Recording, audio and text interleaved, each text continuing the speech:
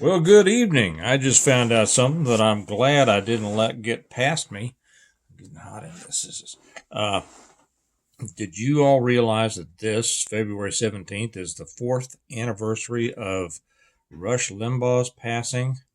Boy, I tell you, if there was ever a person who made a difference in this country, it was him. Can't think of many who made more. Uh, yeah, the funny thing is that I didn't make any videos for American Reversion, now American Revival, for quite a while. I just didn't feel the urge to. I didn't feel the poke to do anything. And today I finally I felt it.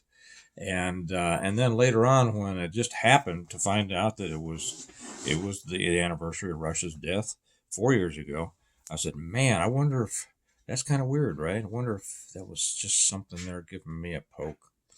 You all remember the first time that you heard Rush? I bet most of you do. I do. I was working on it. I didn't watch or listen to him from the very beginning. I think he started in '88, and I didn't. I wasn't there at the beginning. It was probably about 2 years later that that my mother mentioned him, and I didn't quite understand his name. Was it Rush? Was it Rust? Was it this or that? And of course he had been. She said, well, he used to be here on the radio in Kansas City, and I forget if he. I don't think he did any talk then. I think he was on a top 40 station or something. And then of course he worked for the Royals, Kansas City Royals. And but then all of a sudden we hear there's this Rust or Rush or something like that guy on the radio nationwide. So I turned him on one day, and I was working on I was doing a layout for a magazine that I used to publish, and so I was sitting there doing the layouts on the old blue grid boards that we used to use. I wasn't using computers yet, and I know probably a lot of other people were. Yeah, I know a lot of people were, but I wasn't. And so I turned on the radio and started listening.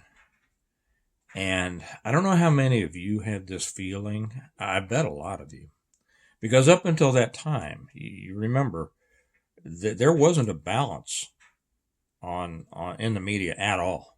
It was all left wing. Of course, most people didn't realize it was left wing because that's all that they heard, right?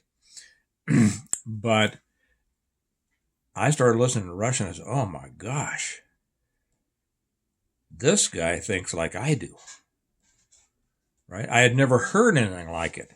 Well, there was a couple that used to be on it. Where there was a Joe Pine. Do you all remember Joe Pine?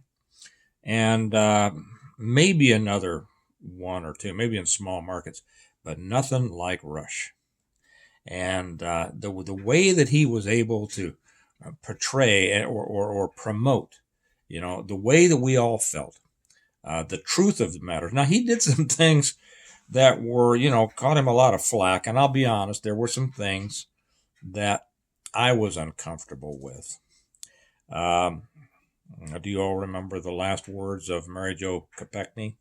That was, you heard that and you went, ugh. Kind of like some things that Trump says, right? But other than that, he was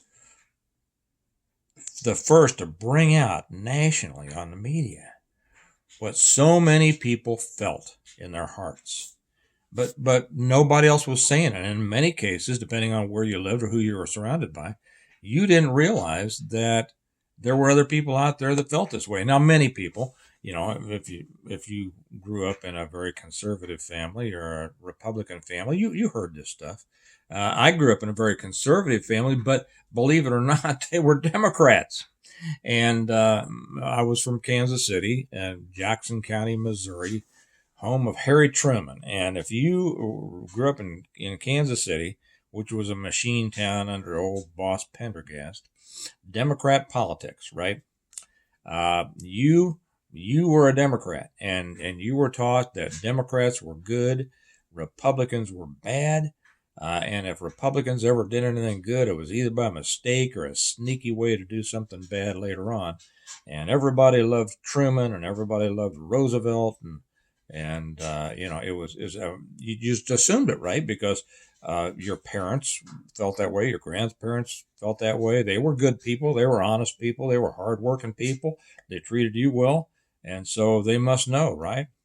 And so that I kind of came from that vacuum of Democrat, but I always felt uneasy about it. And and well, I'll tell you what really turned me around was Carter. And when I found out that Carter, because when Carter ran for president, I just pulled the big D. Everybody in Jackson County did. I was a cop. All cops voted Democrat. Just pulled the big D. And when I found out when I realized that Carter was lying about Social Security and what an idiot he was, then I started kind of opening my eyes and considering something else. And I did vote for Reagan. But I felt very alone because nobody around me felt the same way, right? And so when I first heard Rush, man, it made me feel like I'd finally met the best friend that I'd never known, right? So we owe a lot to Rush, and if it hadn't been for him, we wouldn't have had so many. I mean, maybe stuff would have come along down the road, but he was the one that brought it. He brought the strength. He brought it with a personality, that I wish I had, a way to say things funny and kind of lighthearted, but really, bringing the message. And he changed America. He really did. He was, he did so much for. He's the one that got. He supported George Bush the first one. George Bush probably shouldn't have been supported, but anyway, I won't get into that. We should remember Rush tonight, or today, February 17th. I'll put it on my calendar from now on so that I won't forget.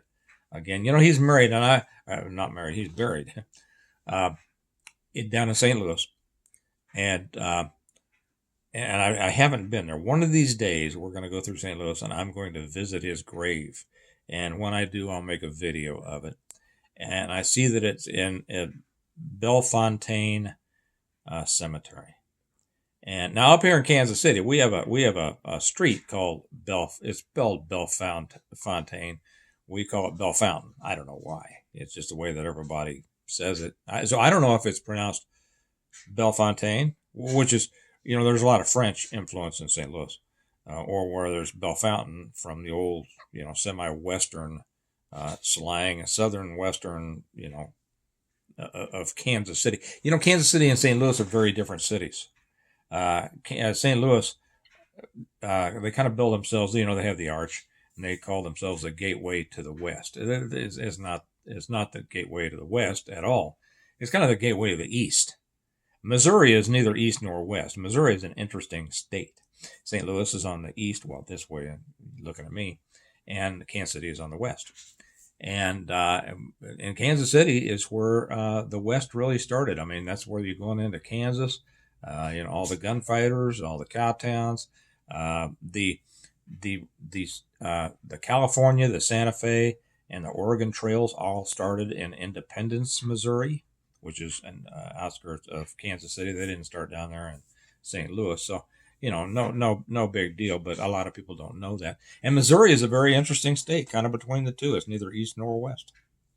So, anyway, remembering Rush Limbaugh. I would love to read your comments about your memories of him. The first time that you listened to him, I think it'd be great. And what he meant. And if you read his books, I've read it. I used to buy, whenever I could find his books, I read them. Of course, as soon as they came out, we got the kids his Rush Rivera series. And and whenever I could find one of his books at like half-price books and the dollar sale place, I'd buy them and I'd leave them places for people to read and give them away and things like that. So we owe a lot to Rush. And please leave your comments. I'll enjoy reading those, and I think everybody else will too. Y'all have a good night, and I'll talk to you later. Bye-bye.